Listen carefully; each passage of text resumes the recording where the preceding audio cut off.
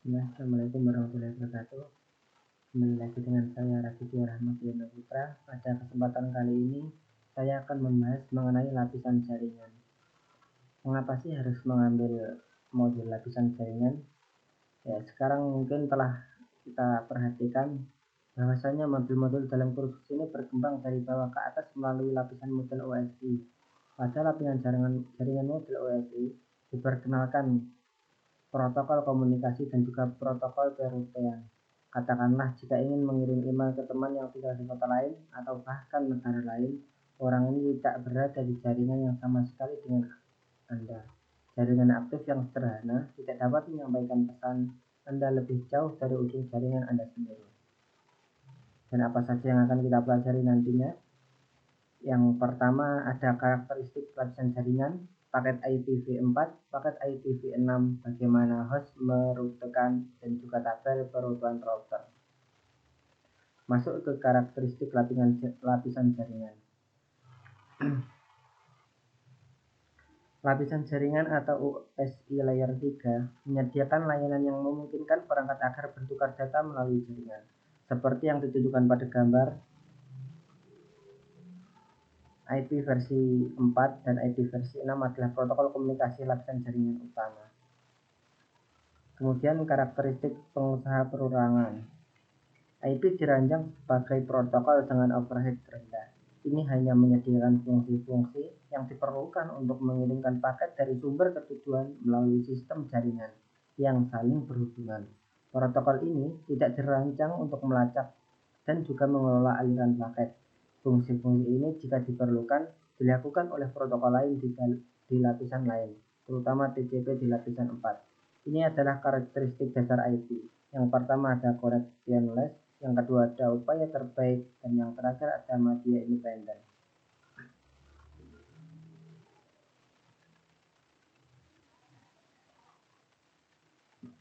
Materi selanjutnya yaitu paket IPv4. Yang pertama adalah tajuk paket IPv4. IPv4 itu apa sih? IPv4 adalah salah satu protokol komunikasi lapisan jaringan utama. Header paket IPv4 digunakan untuk memastikan bahwa paket ini dikirimkan ke perhentian berikutnya dalam perjalanan ke perangkat akhir tujuannya. Header paket IPv4 terdiri dari kolom yang berisi informasi penting tentang paket tersebut. Bidang ini berisi bilangan biner yang diperiksa oleh proses layer 3. Bidang header paket IPv4, nilai biner setiap bidang mengidentifikasi berbagai pengaturan paket IP. Diagram header protokol yang dibaca dari kiri ke kanan dan dari atas ke bawah, memberikan visual untuk referensi ketika mendiskusikan bidang protokol. Diagram header protokol IP pada gambar mengidentifikasi bidang paket IPv4 seperti yang tertera pada gambar. Masuk ke materi selanjutnya yaitu IPv4.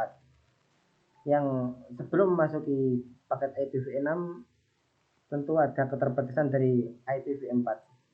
IPv4 masih digunakan sampai sekarang, tapi ini membahas tentang IPv6 yang pada akhirnya akan menggantikan IPv4. Untuk lebih memahami mengapa perlu menggunakan protokol IPv6, sebaiknya kita perlu mengetahui keterbatasan IPv4. Yang pertama adalah penipisan alat IPv4, kemudian kurangnya konektivitas end-to-end, dan ada lagi peningkatan kompleksitas jaringan. Kemudian ikhtisar IPv6. Pada awal tahun 90-an, Internet Engineering Task Force semakin prihatin dengan masalah IPv4 dan mulai mencari penggantinya. Kegiatan ini mengarah pada pengembangan IP versi v6 yang mengatasi keterbatasan IPv4. Perbaikan yang diberikan meliputi hal berikut. Salah satunya adalah peningkatan ruang alamat, peningkatan penanganan paket, dan juga penghilangan kebutuhan akan NAT. Tajuk paket IPv6. Untuk diagram bisa dilihat pada gambar yang sudah tertera. Kemudian materi selanjutnya adalah bagaimana host merutekan. Keputusan penerusan host. Dengan IPv4 dan IPv6, paket selalu dibuat di host sumber. Host sumber harus dapat mengarahkan paket ke host tujuan. Untuk melakukan hal ini, perangkat akhir host membuat tabel preutennya sendiri. Topik ini membahas bagaimana perangkat akhir menggunakan tabel preutean. Peran lain dari lapisan jaringan adalah mengarahkan paket antar host. Sebuah host dapat mengirim paket ke berikut ini, yaitu itu sendiri, host lokal, dan juga host jarak jauh. Kemudian yang terakhir ada pengantar perutean.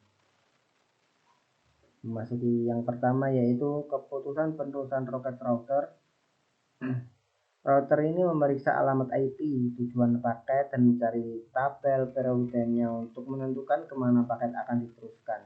Tabel pereutean berisi daftar semua alamat jaringan yang diketahui dan kemana paket akan diteruskan. Entry ini dikenal sebagai entry rute atau rute. Router akan meneruskan paket menggunakan entry rute yang paling cocok.